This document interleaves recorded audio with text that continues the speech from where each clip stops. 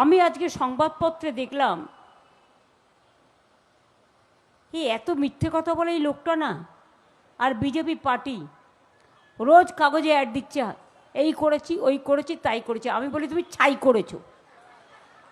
বাংলার কথা, কিছু করার নেই, চলতি ভাষা। আমরা তো আর ওই তাত্ত্বিকতা করি না, যা বলার সরাসরি বলি, সরাসরি সারাশিবান। উনি নাকি উদ্যোগপতিদের এত করেছে যুব সমাজের জন্য, যুব শক্তির জন্য। আসলে যুব সাথীটা দেখে না জ্বলছে, আর একেবারে ফুচকার মতো ফুলছে। যা পারছে মিথ্যে কথা বলে দিচ্ছে।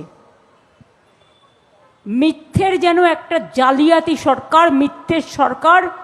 লোকে যে বলে না জুমলার সরকার, হামলার সরকার, দাঙ্গার সরকার, দুরাচারী সরকার।